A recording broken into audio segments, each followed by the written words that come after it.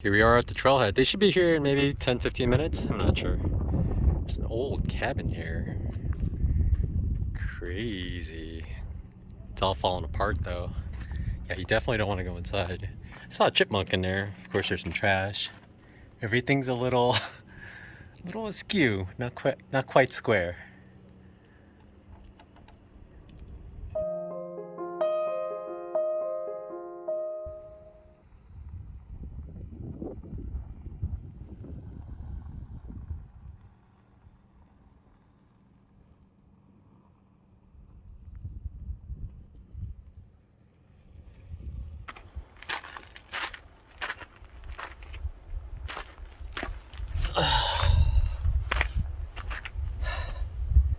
I got the kayak dried up and put away. It's not completely dry. I just took out most of the water with paper towels. When I get to my campground tonight, I'm gonna have to lay it out and dry out all the straps.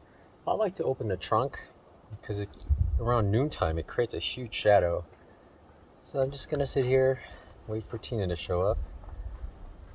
Should be here in the next 15 minutes, I think. But I'm not sure how she'll get here. Over there. Fortunately, my car is easy to spot with the cargo box and all, and it sticks up much higher than most cars. So I'm gonna hydrate up. I really want a Coke, but I should drink this bottle of water first. So Tina is hiking with another crunch, but it's an American crunch, and they just left about 20 minutes ago. I just packed up, had all the chairs out. Two other hikers that I knew actually came by. One was Cutthroat, whom I met at Doc Campbell's a long time ago, and then I saw him at Lander at the McDonald's Saturday. So it was funny to see he and his brothers show up just like I don't know where. So I gave out 4 Cokes, so 5 Cokes so far I've given out. I haven't drunk any. There's this huge group of backpackers leaving. They were getting ready for quite a while. It's quite a group. All right. Anyway, I'm gonna head back to where I camped 2 nights ago, up near Union Pass. That's 16 miles up to CDT. So I should meet those two tomorrow morning sometime. And then I don't have any fancy foods for them. I can make coffee. That's about it. But and then they're both gonna get to the highway Friday morning early. So I think I'm gonna stay there 2 nights because I'll stay there tonight and then tomorrow night, and I'll just hand out the rest of my Cokes. Once I run out, I'm just gonna act like I'm not there, so no other hikers get their hopes up because I have nothing, nothing more for them. I have Propel Mix if they want that, and water that you don't have to filter. But it's a long drive, 3.5. It's 2:11. I'll get there around 5:30. So let's get going. It's a rough road once I get off of this road because I have to go all the way south, cross the river, Green River, and then head north. That north part is rough, so let's get going, and hopefully nobody's there at the site I want to go to.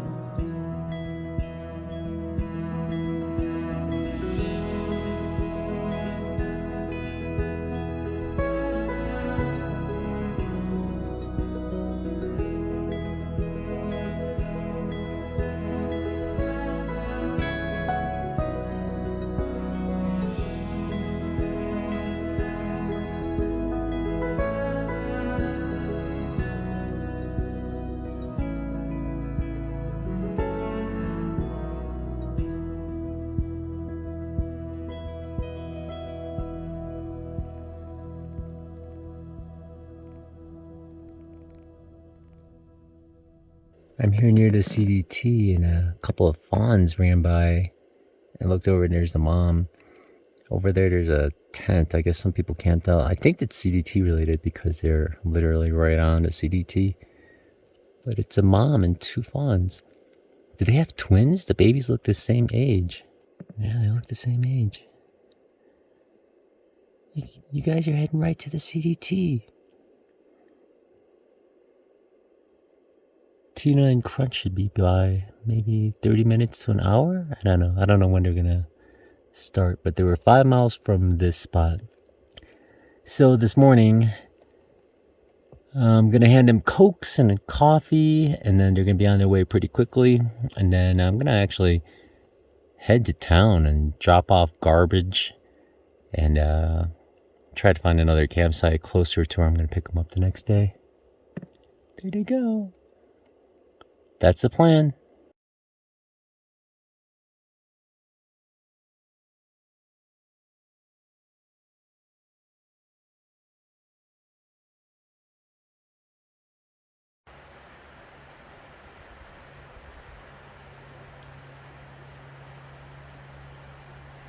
There's our room, and then there's a little walkway here, and it goes right to the Wind River itself. Look at that beautiful river.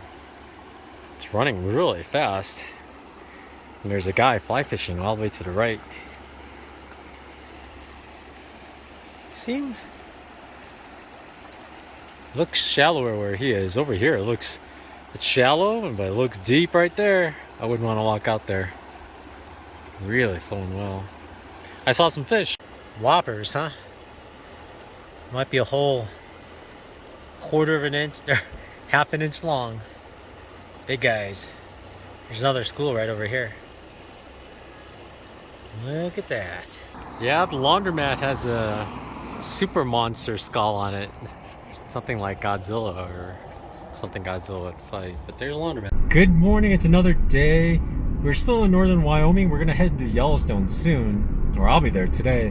I just dropped Tina off at Moccasin Basin Road and I'm heading north.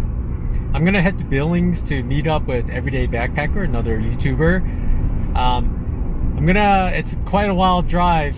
It's really weird. I have to go through, not Grand Teton, but right at the edge of Grand Teton National Park. And I'm gonna drive through Yellowstone to get out that way from here. So it's a lot of driving today, but I'm gonna stay at an established campground. Hopefully there are spots available I can stay at. We'll see. Tina's been hiking with another hiker. His name is Crunch. It's a different Crunch than the other Crunch from Switzerland we know. But he got a hitch, unfortunately, soon after we left. So they're on the trail now, and I'm off. I'm not going to see him till Lamar Valley. So I'm going to see him at the trailhead there. I'll give him some drinks, and they'll head out. So it's going to be about 5 days. It's a lot of hiking for him. It's tough, but I don't know. My goal, there's a campground east of Lamar Valley Trailhead. It's a first come, first serve, so I'm going to try to get there early because I would love to get a campsite there and spend maybe 3 nights there. I'll pay for it. It's no big deal because it's so close to that area, and I could keep coming back and just look for animals every day. And with an established site, there's no rush to like find a campsite before dark. So I could hang out till dark so I can maybe see some animals, head out early because I always have a home for a few days. So wish me luck with everything. Hopefully it works out. But tomorrow is when I'll be in Billings, and yeah, that's it. Talk to you later in a little bit. I did forget to mention, because I'm driving through Grand Teton as well as some parts of Yellowstone, I am going to stop a lot and look for animals just in case there's something out there. I do have my telephoto lens on my camera, so I'm hoping to see something. I forgot to bring the binoculars up front. I'll have to do that next stop. I'm in the park, and I just pulled into Oxbow Bend. I was here a couple of years ago. I did the Twin Lakes Matilda Lake hike, and actually last night I read that that's actually a common area for grizzly bears. I had no idea. I just picked it because it was away from the main part of the park, so there'd be less crowds. Then I actually came here to open up all my doors to air out all the mosquitoes that went in, because there was just hordes of mosquitoes up there. But then I also read that Oxbow Bend is a common grizzly bear sighting area. So this is on my drive today. So I thought I'd stop, pull out the binoculars, and look around. Let's see if we have any luck. Nobody seems to be staring at anything though. So, yeah.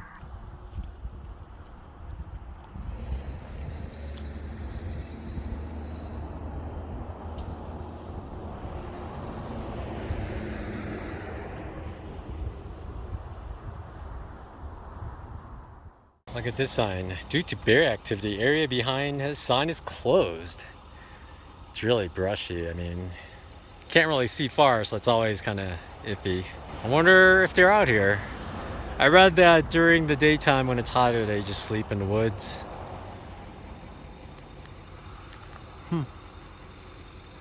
Nothing. Well, I'm at Twin something campground. But it's a pay site right outside the east side of Yellowstone. And I came here just because I'm going to Billings tomorrow, and there aren't not a lot of free spots from here all the way to Billings. There's a lot of private property soon after, so I thought I'd stay here just one night, $15. It's not too bad. I thought they would all be filled up, but I've never been to a site that took reservations before. And there are some sites that say reserved, but some sites say one night free, but this one says nothing. And from my experience, nothing means it's available. For how long? I don't know, but I mean, it doesn't have a reserve sign on there, so I think it's okay. I'm not sure. I know some of these sites are reserve sites and some are not. I saw it at the recreation.gov app, but unfortunately, like, it doesn't work offline, so I have no idea anymore. Nothing.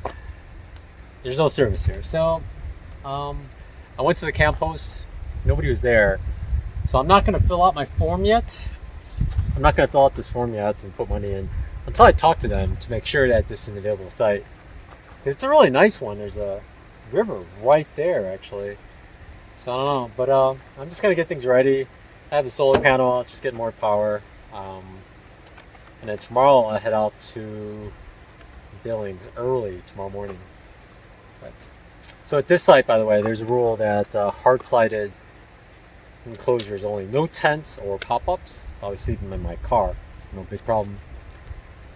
Supposedly because of bear activity, but I want to talk to the host to see how much of a concern it is, because the CDT hikers will actually follow that road, the highway, and come right by here and then head north soon after. So Tina wanted to know why this campground and the Eagle Creek campground both have that rule. Like, there's something going on here, but I don't know. For me though, I kind of want to see one. I mean, I'm safe in my car, so I kind of want to see one just walking down this creek here. Yeah, this is the view of the creek from my site that may or may not be available, who knows. But there's a nice rocky shore right there, so it'd be cool to see something just kind of walking along there. And you can kind of see the hill. I'm gonna have to sit out here with binoculars for a while. But this site's really nice. There's actually shade over here. A lot of the sites are just kind of, not ideal. Plus there was another good one, but there's a huge group right across from them. So this one so far is okay, but I don't know who else is gonna be showing up.